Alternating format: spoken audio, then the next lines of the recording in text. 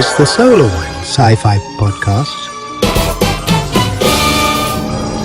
Hello, this is episode 151 of the Solar One Sci-Fi Podcast. I'm Michael Ball. I'm joined once again by the demigod of knowledge, Martin Fowler in London. Thank you very much. And this week we actually were going to have a short break, but I have been following a fellow YouTuber who's a big Star Trek fan, and he's been sort of creating some great material reviews and things like that. And that is Nick from Sci-Fanatics, and he's joined us today. Hello, Nick. Hey, Michael. Hey, Martin. Thanks for having me on the show. Much appreciated. Yeah, welcome. No, Thank you very much. It's an honour. Live long and prosper. We've been meaning to do this for a while, actually, but I've seen that, because like with Nick, I saw you recently on another podcast where you had Terry Matalas. You had your big group of big YouTubers. Yeah. And I just thought, wow, that was amazing. Wow. That was a huge day. There was like about, I think, somewhere between 8 and 10, like, of the sort of big sort of Star Trek YouTubers all in this one chat thing, and Terry came and joined, and we asked him questions. It was one of those things. You go, my God, how many people are joining this stream? It was huge. It was amazing, because as it started off, just more and more of the big guns joined. And I just thought that was great, and it was obviously nice that you could actually contribute to something. And of course, that was because of Star Trek Picard Season 3. We both loved it. We were totally blown away by the whole thing. Likewise. Yeah. So first of all, I mean, I know we're going to talk about things in general, but one thing which we are already talking about, hopefully happening at some point, is a sequel of some sort to Star Trek Picard. Absolutely. How do you feel about that? Are you up for it, or do you think it might have... Oh, absolutely up for it in every way, shape and form. I think, watching Season 3 just blew so many, Star Trek fans out of the water. It's like, oh my God, this is the Star Trek we've been waiting to see. And there were so many moments in Season 3 that felt so, ingrained in the Star Trek that we all know and love and have loved for the last, 30 plus, 30, 40, 50 years. Sure. Yeah. Definitely. That I think... Obviously, Terry Matalas knows Star Trek.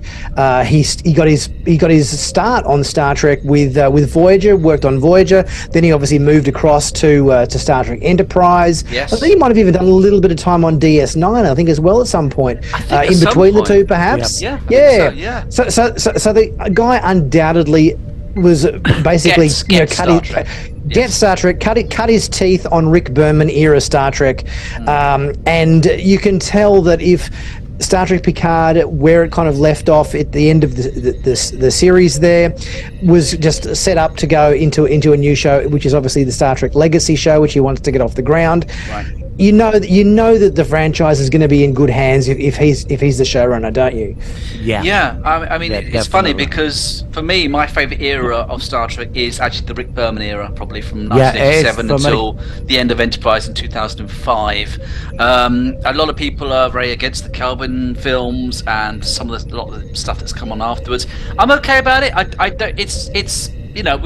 Every fan is different. We all like different aspects of Star Trek. We all like Star Trek, but I think that us three, from what I gather, that era of the 90s and the 24th century era and the Rick Berman era is, at least for me and Martin, that is one of our main favourite parts of Star Trek. The golden age. Absolutely. The golden age of Star Trek is the 90s.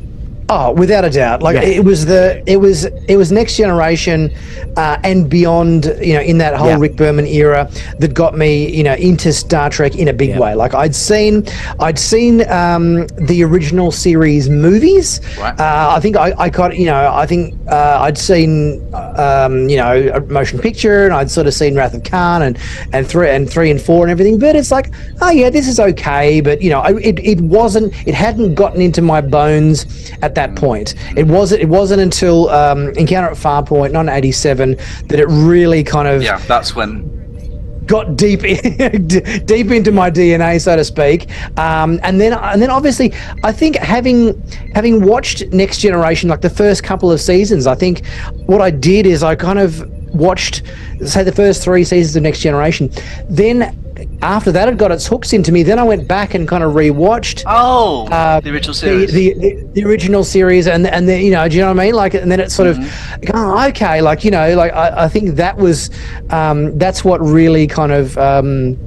The whole Rick Berman era from season 1 of Next Generation right through to season 4 of Enterprise, that really kind of embedded itself in me to being this is my Star Trek. I think for me, because I'm slightly older, I grew up in the 70s with the original series.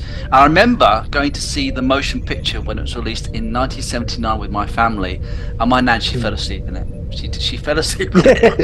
And it's like I remember when the Next Generation came along. It was obviously after the first 4 movies, and I was blown away by then. And this is when it was just, what I liked about it was that the whole universe was expanding into different aspects of that universe. And now look where we are with I think there's 11 live action series now or something like that, plus some animated. It's crazy. Huge. It's amazing. For me, do you know what I've always wanted to do with the motion picture? And I rewatched the director's edition not that long ago.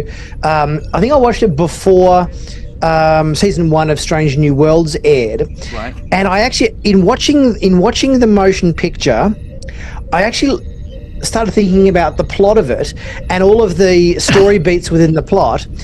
And what I think you could do with the motion picture, if you re-edited the motion picture to the length of an average Star Trek episode, it would actually be a really good Star Trek episode. But I'm convinced, having just watched it recently, that the amount of actual plot in motion picture is about 50 minutes to an hour, right? And the rest is sort of these very long, drawn out, sort of, you know, padded. Moments. Looking at the Enterprise bridge at the cloud, and like it goes on. I like it, but it's... I always thought that, like, I saw motion picture with my family, and my dad were absolutely bored stiff. I was blown away by it, and like, I agree, because it was when they were going to do Star Trek the series, but they went to the motion picture instead. This was part of the intended pilot episode, wasn't it? Part of the story. But I totally agree. You could do that in 1 hour as a pilot. Oh yeah, it would be a great if you re-edited that movie into a 50 minute to 1 hour episode. If it was like an episode of, you know, Strange New Worlds, with today's current, you know, episode pacing, I reckon it would be really entertaining. It'd have it hit its all the little moments. But if you just trim all those moments where, you know, you've got Spock going out to look at the Vija cloud, or you've got, you know, Kirk admiring the Enterprise from the shuttle pod before he boards, and if you trim all those moments down, you'd be cutting 5, 6, 7, 8, 9, 10 minutes out of the whole thing. You can soon chop it down. And it would be a really entertaining watch, I reckon. It's just that's the only thing wrong with the story is actually quite a good story. It's just those beats in the actual film. Do you know how you open up the episode? You have the Klingon scene as the opening before the credits. I love that. The opening scene's really good. Like a 3-minute cut down with that beautiful music. So I remember when I heard the Klingon music for the first time ever, I was like, this is incredible. You know, but if you think about that as an opening, right, you've got 2 moments at the start of that film. You've got the Klingon ships being attacked by the Vija cloud, and you've also got the space station, the Federation space station, being attacked as well. You don't need both. From a storytelling point of view, think about it in the sense of a pre-title teaser. You need one of those moments to establish there is this gigantic cloud that's about to attack, you know, the Alpha Quadrant or whatever it is, and to show its threat and its danger and everything, you either have the space station being destroyed or you have the Klingons being destroyed. Showing both of them is superfluous. You know, it doesn't advance the story. I agree. Well, anyway, I mean, it's the same with in the Obi-Wan Kenobi series, where apparently somebody's condensing it and making it into. I've seen that. Has it actually been released yet? Oh, I didn't know it's been done. Well, no. There's been a fan cut of that where they've taken the 6-part episodes and they've condensed it into a 2.5-hour film. I watched it a little while ago. It was released online, and oh my god, it is so much better. Is it? So you would recommend it? Absolutely would recommend it, because the actual story, the Obi-Wan story, was conceived initially as a movie. It wasn't conceived as a 6-part series. So they've taken the story and then they've stretched it out to make up 6 episodes.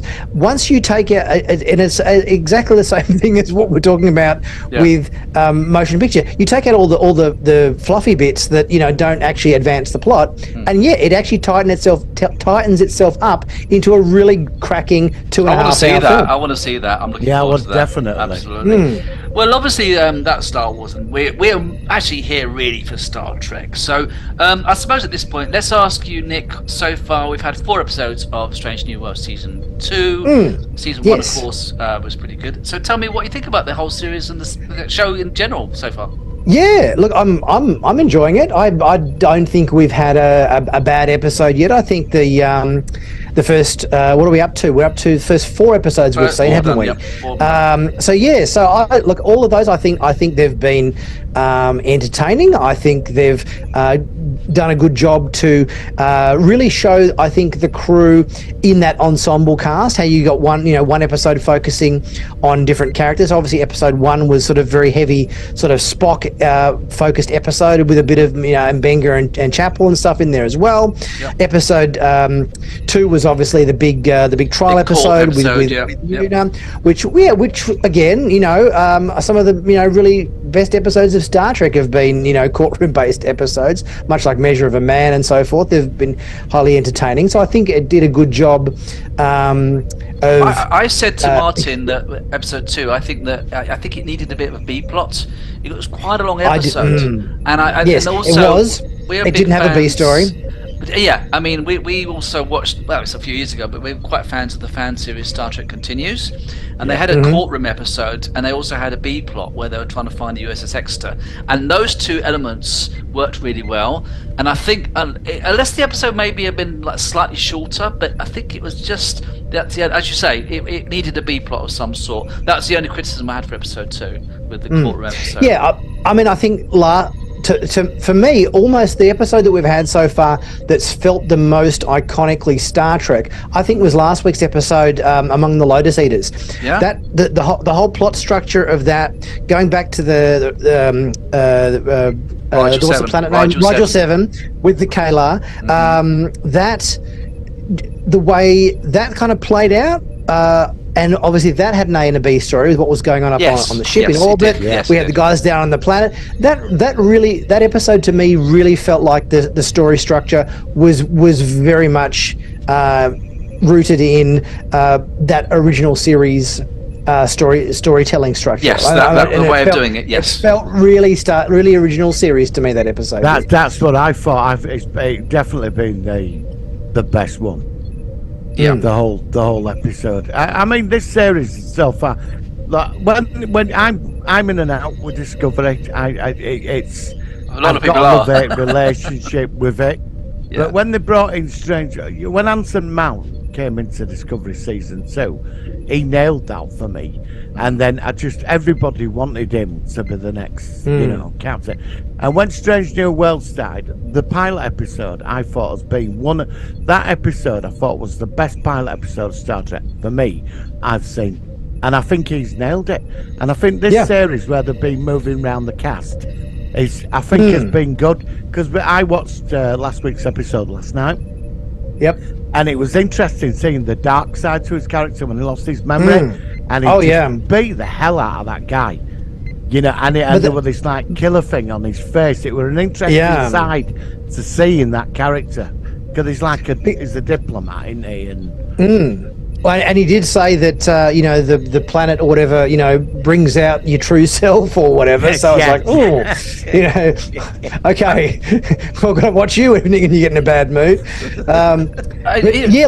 I think last week's episode was the first episode where we actually had any extensive scenes with Pike in them, because the first episode he wasn't in it. He went off to go find Una's lawyer, so he wasn't in episode 1. Yeah. Episode 2, most of his appearances, as brief as they were essentially him watching the trial play out on a TV screen. Yeah. Episode 3 obviously was all about La'an and Kirk with their little time travel adventure. So it wasn't until episode 4 we've actually got any really kind of decent screen time out of Pike, which is kind of I guess unusual, because you sort of think of him as the tent pole for the show, but they definitely seem to be going on a more of an ensemble cast focus this season. It's more like when it started, it could have been more like the original series, where it was the main 3 characters were the focus, and you had these obviously supplementary like Sulu and Chekhov. Whereas the Next Generation onwards, it was more of an ensemble, and they've obviously continued that with this series. So, I mean, of course, but the interesting thing is that as it goes on, it is getting closer and closer to TOS. And I think it's going to be quite hard to slot it all together, especially with the updated looks. And, I mean, do you think it might? Yeah, I mean, obviously, as we go, that we find as we go on, I think we're observing these little, just ever so slight course corrections, just so that they don't have to, like, they're observing canon, but at the same time, we're getting these little bits, and I'd be interested to see what you guys think about the little tweaks in the timeline of things occurring, much like in the third episode. Exactly, when the eugenics wars and everything's happened. So obviously, they've pretty much established that in the I'm not exactly sure what year their little adventure in Toronto was meant to take place. But 2022, I think it was. Okay, so we're saying that in 2022, Khan was like 8 or 9 years old. So we've now essentially retconned the whole eugenics wars to say the mid to late mid 21st century. Yeah, that's right. It's interesting with that, because I when I saw Khan, because the canon is a bit messed up, because there were three World War III, the Eugenics War, World War III, and then there were Colonel Green. That's right, Colonel Green, that's it, the purification movement, killing mutants. And I think what they're trying to do now is establish a solid timeline with it all. Makes sense, because it was like Khan was originally in the 90s, wasn't he? And then Voyager went to the 90s with Chrono Works, and it was like, well, we Khan somewhere in the world at this time. And I can see what they're doing. I mean, like you said, they've tweaked it, not so much, just a bit. And so Kirk in the future still meets a version of Khan. Yeah, but I mean, but some people are saying is that actually not part of the original timeline. It's like an alternate universe. Trek yards often say it's the Discoverse or something. I don't know if I suppose in some ways, from my perspective, you can look into it a little bit too deeply. In the end, it's never going to be 100% accurate. It's been on for nearly 60 years. It's been made by so many people over the years, different contributors. It's not going to be exactly perfect. And I suppose that's the way I see it. How about you, Nick? Is that what you think? Yeah, I think obviously there has to be a little bit of give and take in terms of telling good stories and having good character development and everything with the cast, but doing it in a way where you're not so literally locked down with every single plot point in every single episode that you go, we just can't we can't tick every single box. We have to leave some boxes unticked or whatever in terms of every single moment of canon, I think, but I think provided they don't I think how they explained the whole Khan thing with the time travel, the Romulan time traveler going back and sort of messing about with stuff. Look, I think that to me is, you wouldn't want to do any more than that. I think that was just on the bounds of acceptability. And I think we can go, okay, this now, right, makes sense. Yeah, okay, but this is okay, but just don't don't do any more than that level of tweaking. But I think that was always, that whole eugenics thing was always going to be problematic because it took place in 1996 or whatever it was in the original series. So there was always going to be conflicts there, and they tried to get around that in Star Trek Picard when they showed Adam Sung, played by Brent Spiner, bring out that the document which said Project Khan, and the project was dated 1996. I know. And then in episode 1 of Strange New Worlds, I think Pike, when he was doing his big speech to that alien race or whatever on the planet, he did mention something to do with I think they mentioned something like, it was almost like during the mid 21st century, a lot of records, because obviously there's meant to be a third world war in there somewhere. Yeah. A lot of the records were lost, or facts and dates and stuff were all a bit mixed up. So it kind of, to me, that kind of makes sense that, okay, Starfleet history was based on the discovery of this maybe file that said 1996 Project Khan, and they just assumed it was the same year, but that was the year maybe that the project was started. The project to create the that's when they started project. Yeah, exactly. That's when they started creating the science behind it and everything. Yeah. So that I get Nick, I get that level of retconning. I think is good. Nick, would you like to see I read the books years ago, the 3 books about Khan. Would you like to see them do a mini-series about Khan?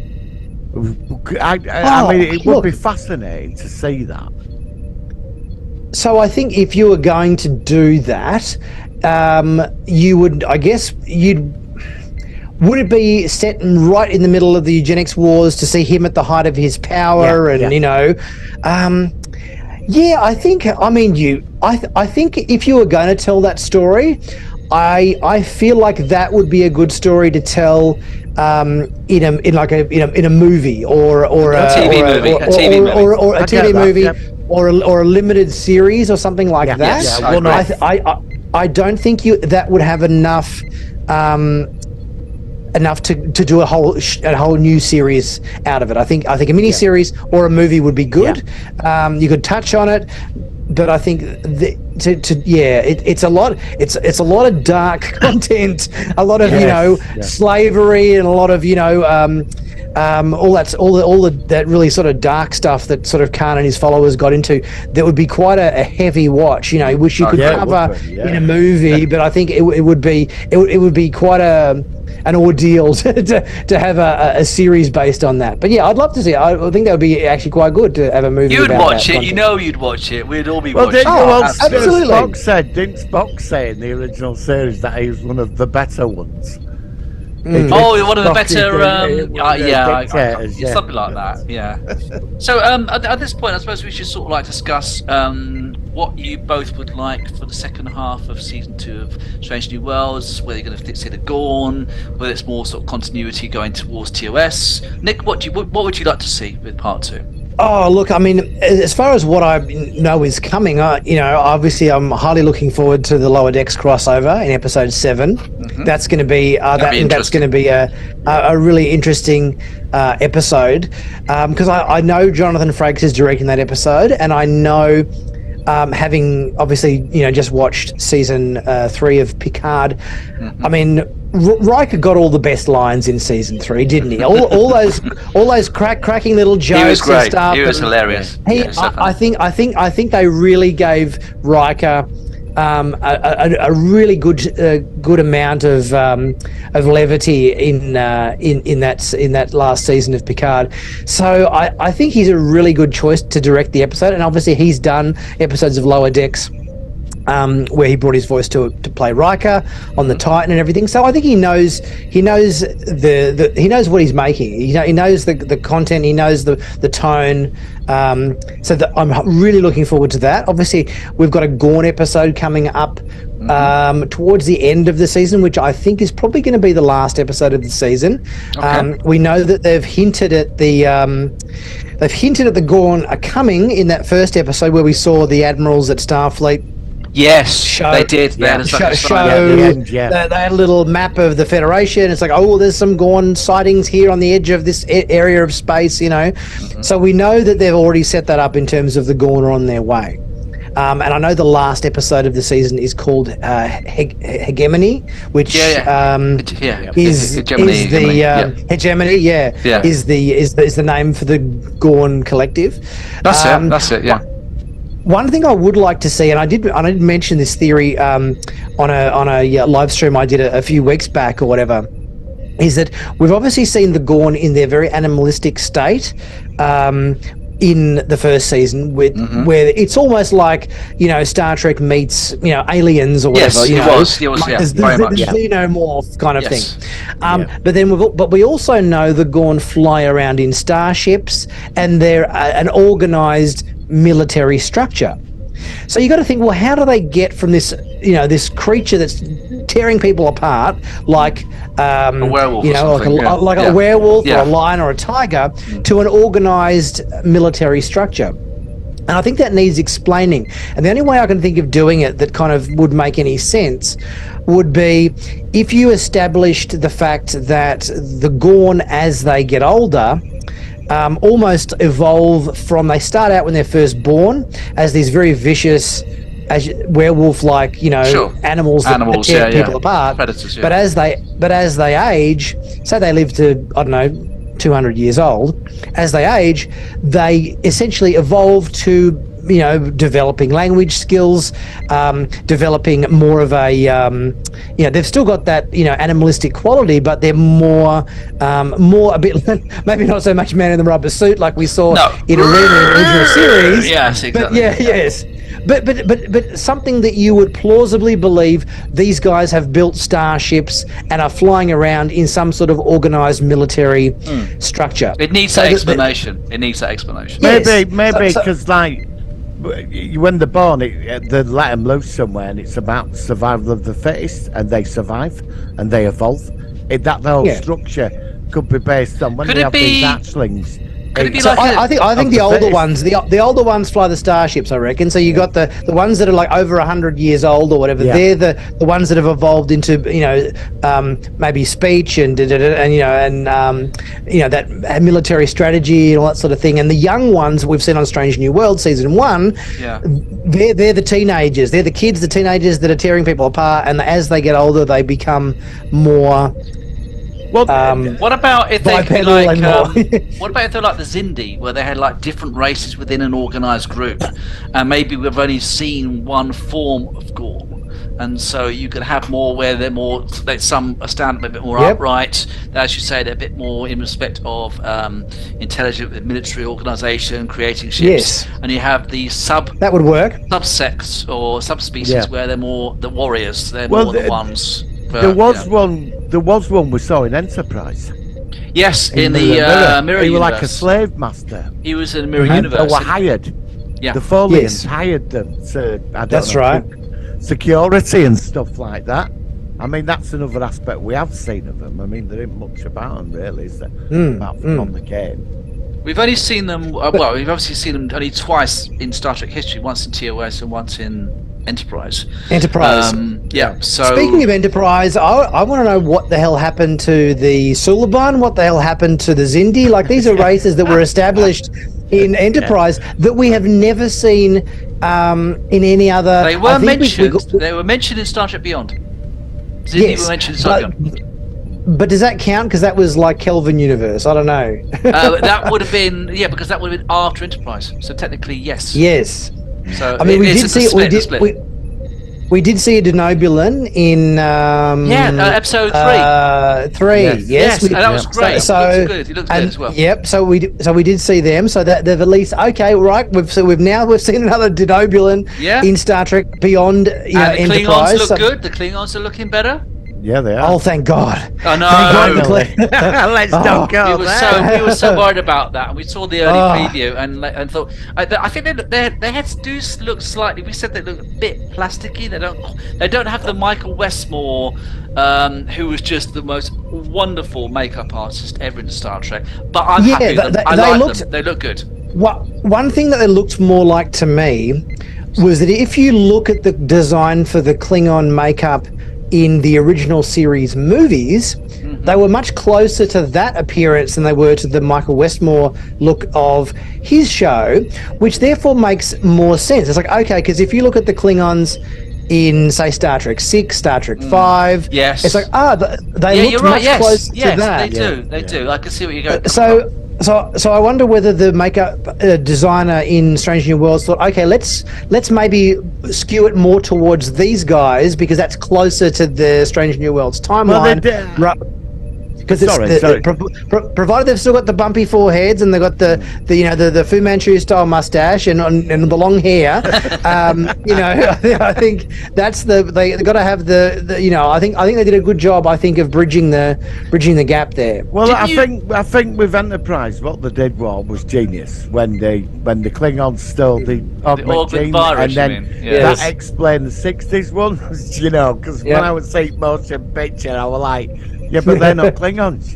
And then the excuses now for the different ones. The races they've conquered, they've interbred with. That's why apparently there's meant to be different versions with, because they've interbred with races they've conquered. I mean, that's what I would read. I could be wrong, but it's the excuse now.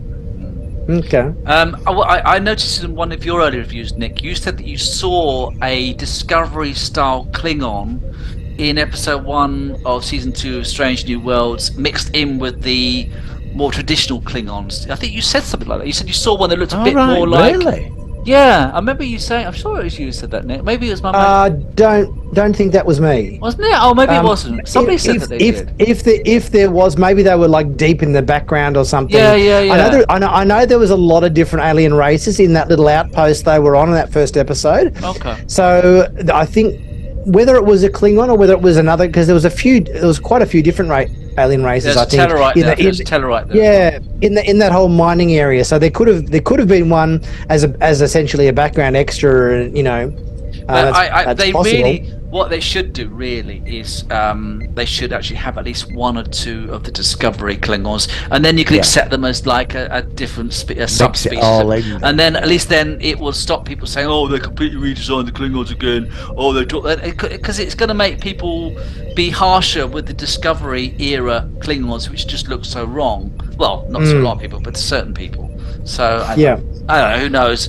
I mean, obviously we're going to see them again. I think one of the trailers we saw some more D7 battle cruisers. So I think we will be seeing the Klingons again this season. Well, if you think about Star Trek Picard, they explained the difference between the Michael Westmore style Romulans from the Rick Berman era shows. They're northern.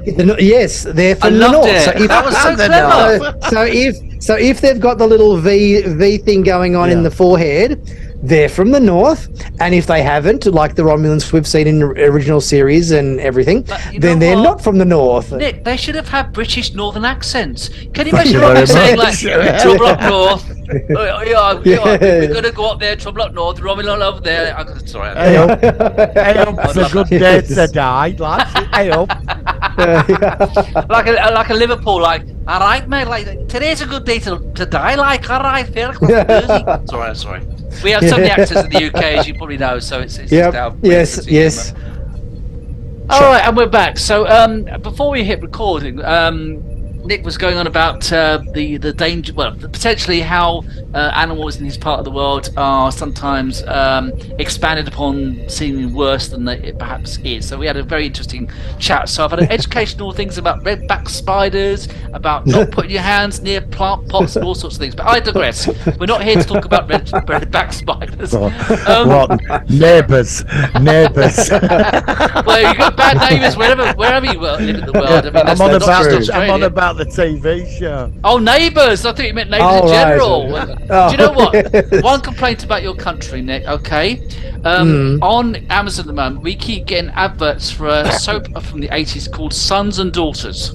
Right? Oh yes. And every time I see it, all I think is that music that used to go, Sons and Daughters, love and love. I still know the bloody. I'm not going to go on a bit. There we go. Very soppy theme song. Yes, very soppy. Prison Cell Blockade was the old. Oh yes. That's right, yes. Absolutely enormous over here. Yeah. We used to get it. They used to put it on at midnight. People, there'd just be the millions watching it. It was huge. With the wobbly sets and all that. It wasn't called Cell Block H here. It was called Prisoner. Oh, just Prisoner. It was I never called knew Prisoner. that. I was interested. It was, the name was changed for overseas markets. Okay. Because I think was there another show called Prisoner? There was The Prisoner. Patrick McGowan. Yeah, The Prisoner. Yes, that was the reason it was changed. Oh. Yeah, because of that show. Oh wow. Yeah, because it was too close to that show. But in Australia, it was called Prisoner. They changed the name overseas so it wouldn't get confused with that other show. Your version didn't have these big white balloons like chasing you down the beach like it did in the other Prisoner, did it? No, you had B. Smith. No. If you've never seen The That's Prisoner, right. it's a very bizarre show. We've actually reviewed it, but it's a very surreal show. But anyway, it's a massive cult over here. yeah, it's weird, but talking to someone who's not seen it and about big balloons running and stuff. Anyway, we are talking about Star Trek, and we are talking about what we think or fear what might happen in the future. So obviously a lot of the Star Trek news sites have been saying about lots of things which potentially could be a major issue for Star Trek coming along, especially on Paramount Plus.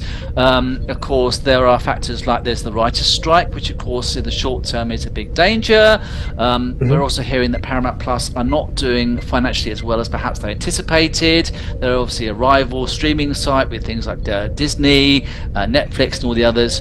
And of course, we've already heard some distressing but bad news for the Star Trek franchise. First of all, Star Trek Prodigy season 2 has actually been almost completed in production, but this is true. It is not going to go any further. Apparently it's not going to even be shown on Paramount Plus, which is a shock. And of course, Discovery was announced a few months back that even though they weren't told during the production of season 5, although I think they filmed an extra bit to finish this off, it was cut off quite short notice from what I gather.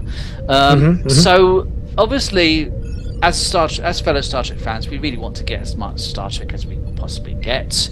But I suppose we've had a lot of years where we've had no Star Trek, i.e. between 2005 and when it came back in TV form in 2017. So guys, what do you think is going to happen? How do you feel about this? Give me your perspectives. Oh, look, I mean, I think it is sad that Prodigy has been cancelled from Paramount Plus. However, I believe we're still going to they're shopping it around. It'll end up on Amazon or I mean, Amazon's probably the most likely home for it because at least in Australia, Lower Decks is on Amazon. Star Trek Picard was on Amazon. Right. It's got a history of because I know Jeff Bezos is a massive Star Trek fan. I think he's even got the Enterprise model from one of the feature films in the lobby at Mission headquarters for his rocket ship company Blue or whatever, Blue Origin. Yes, that's it. So I think it's not like it's been axed and it's never going to see the light of day. I think we'll certainly see the second season on a different streaming service. But I think it could potentially be a good thing in terms of we know that Paramount Plus is in a bit of trouble. They've got to cut things back. We know part of the reason that Discovery was cancelled and that now Prodigy was cancelled is that they're having massive budgetary concerns, and obviously the writer's strike's not helping things in that department either. But it's a case of, does this potentially mean that by trimming some of the fat, so to speak, that gives the concept of something like Star Trek Legacy, the Terry Matalas continuation series of Star Trek Picard, does that mean that this is more likely going to happen now? I wanted that. Yeah. I wanted that. Because I know that Terry has been a little bit tight-lipped about, he was very vocal when the show was on, and he was like that when I had a chat to him in that live stream which you guys were talking about before, with the guys from the podcast, and he was really chatty and everything, and then not long after that, trying to get some sort of comment on him on certain things, I got in touch with his agent to try to get an interview with him, and it was all looking very, very positive. Then all of a sudden, the brakes got sort of put on, and I'm wondering whether the network has kind of said, okay, just between you and me, Terry, we're going to give you the show, but you got to keep everything hush hush. You can't be talking to people about it. You can't be doing this and that and doing press about it. We've got to make some adjustments, budgetary adjustments with other shows that are on, but we're doing it to kind of free up space in the schedule so that we can make this happen. But you know, just cool your heels for now, and play it cool. So I've kind of seen that everything's kind of been reined in terms of the publicity surrounding Terry and this concept of the Star Trek Legacy show. And I wonder whether the cancellation of Discovery, whether the cancellation of Prodigy, whether the whole Paramount Plus tightening their bootstraps, you know, or tightening the purse strings with their shows, does give us a greater sense of hope that, okay, they're going to say, they know that it's going to make money. They know that the numbers Picard season 3 did so well. It did exactly. Picard, the numbers were through the roof on Picard season 3. Exactly. I think why, because like Picard season 1 and 2, they were all right. I've watched them again. I did enjoy them the second time. Yeah, I prefer them. But there were faults with it. A lot of it. When season 3 came along, it just nailed it. And for me, I love Star Trek. I love Strange New Worlds. But I want to get back into the 25th century. I want to go, what happens to Cisco? Where's the Dominion now? We know what's happened to the Borg now. They're basically out of it, except that other faction. Is Harry Kim a captain? Out there. I thought we might have seen Harry Kim flying around in the Enterprise F or something. We had a bet. We had a bet the whole season about the captain of the Enterprise F was going to be Harry Kim, and it was Shelby. It was Shelby in the end. Actually, I heard a rumor about Harry Kim, and the rumor that I heard was that he wasn't able to appear because apparently the character of Harry Kim has been or was attached to Prodigy. Has he been in it? Oh. I didn't know he's been in that. He hasn't been in, not that we've seen, but I reckon Harry Kim's going to show up in season 2. So that'd be the same as why we didn't see Janeway or Chakotay, because they're affiliated now with Prodigy.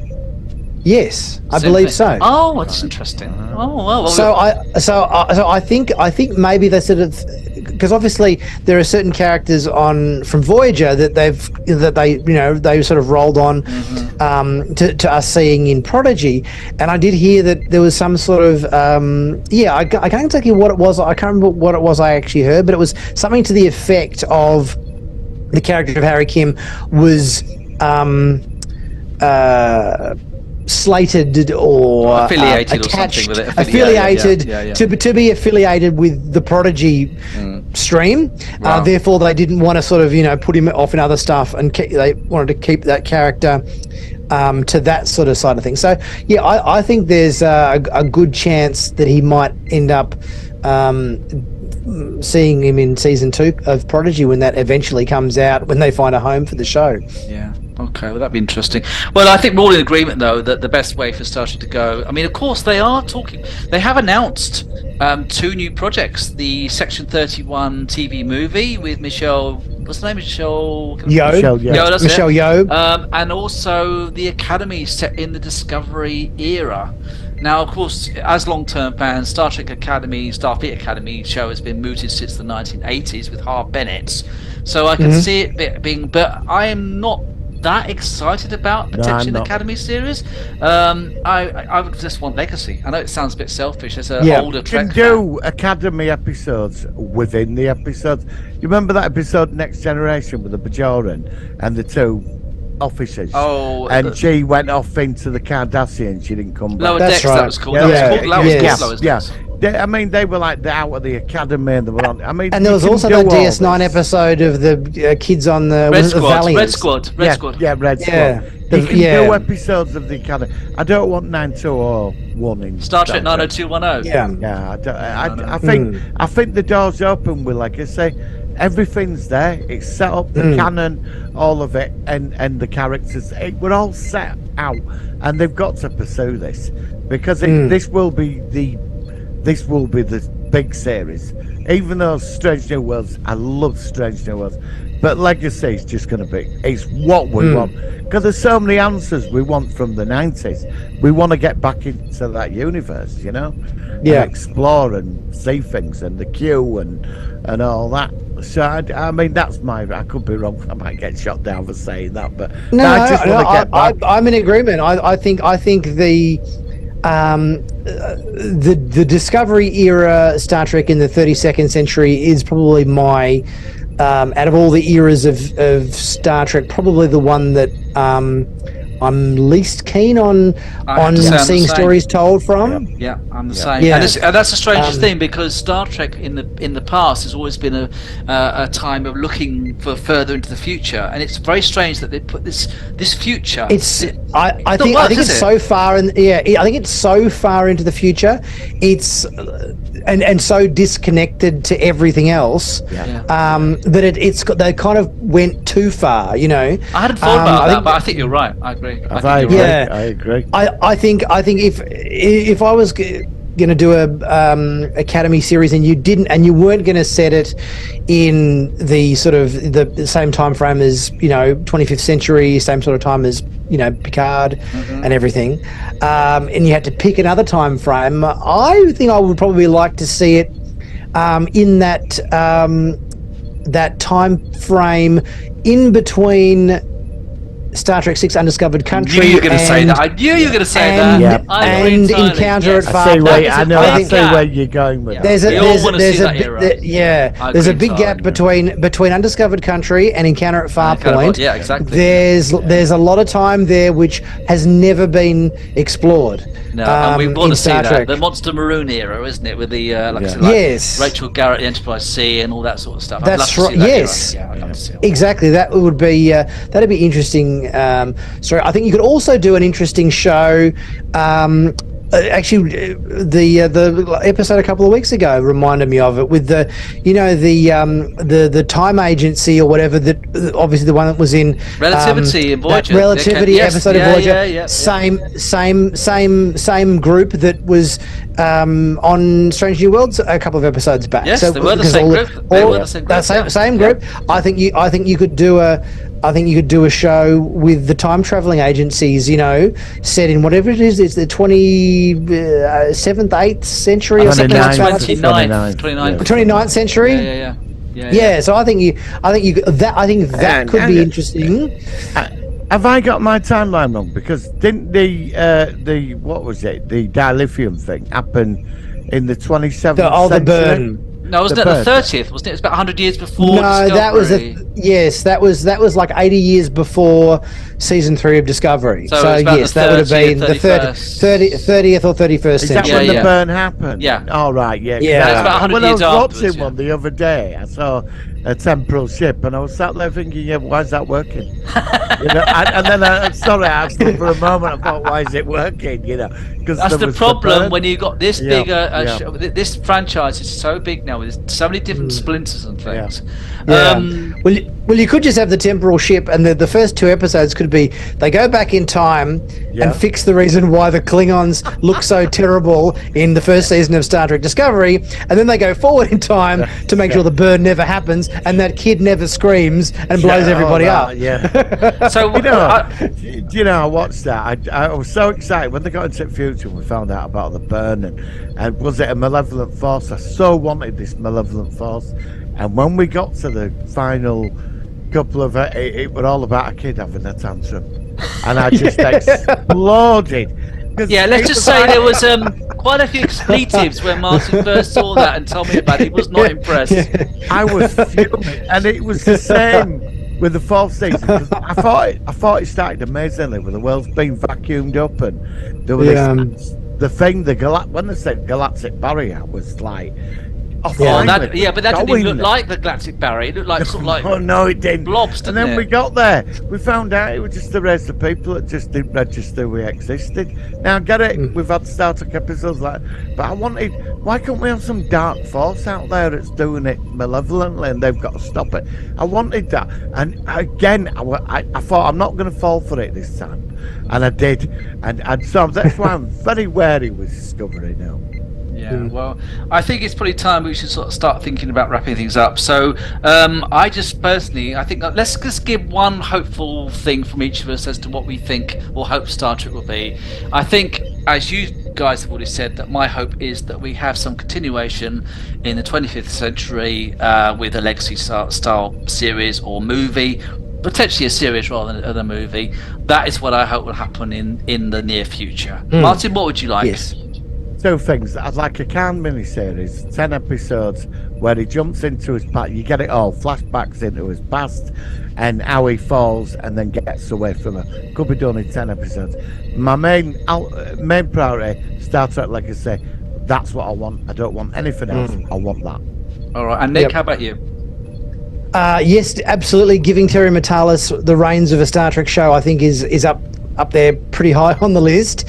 And I think just making sure, I think what Terry's done with that show, making sure that the people who are overseeing our Star Trek series have got that level of respect of the franchise, and we go from strength to strength in Strange New Worlds, and that continues to improve and get better and better. And yes, absolutely, Legacy is probably number one on the list. Yeah. And also resolving the writer's strike or whatever, and making sure everybody gets what they deserve and everything, so that all these shows can actually start up again, so that we can actually the brakes aren't put on everything, because obviously we had a big gap during COVID or whatever, when all these shows were locked down and when no shows were being made, and we had a huge gap of it was like a year without any Star Trek on TV, because nothing was being made, because everybody was locked down and they couldn't shoot stuff, and obviously whilst the writer's strike and everything's playing out, similar kind of things are going on, so hopefully that all gets resolved, and we get back to making really good Star Trek episodes. So that's I think what we want to see. Oh, fantastic. Well, Nick, thank you so much for joining us. We really thoroughly enjoyed having you join us today and just talk about all things Star Trek. Obviously, your channel, you do a lot of merchandising. Tell me quickly about what the stuff that you sell. Yeah.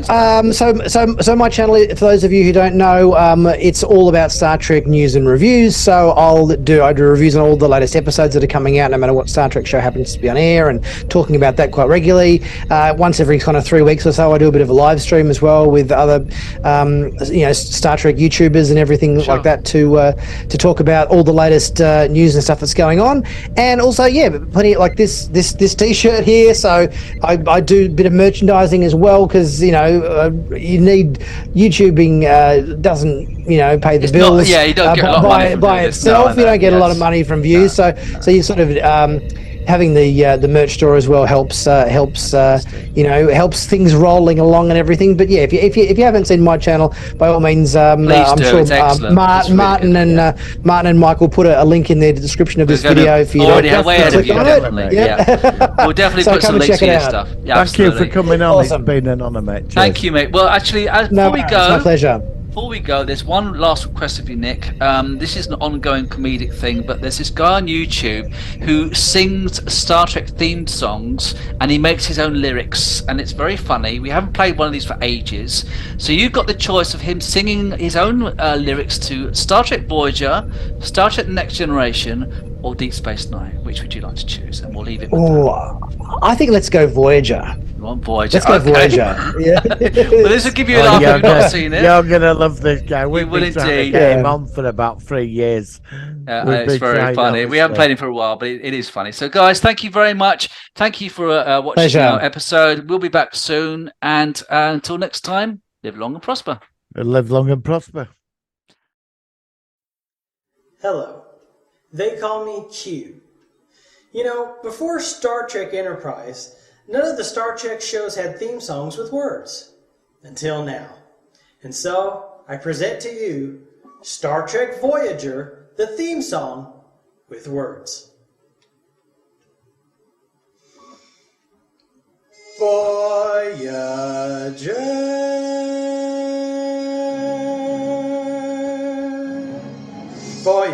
please come home.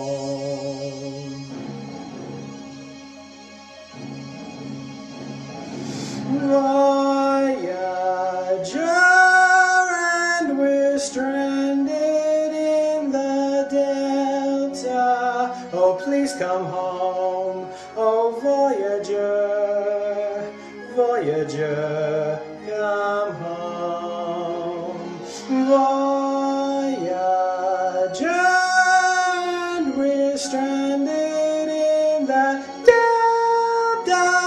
Oh, please come home. Oh, Voyager, come home. We are all stranded in the Delta because Janeway decided to save Ocampa Voyager, and we're stranded in the Delta. Oh, please come home. Oh, Voyager, come home.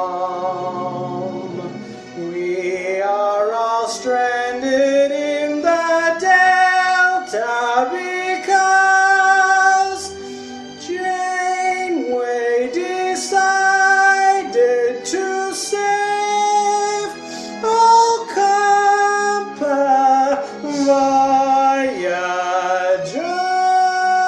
and we're stranded in the Delta.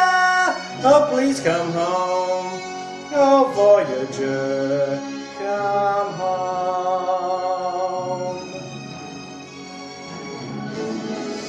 Voyager, please come home.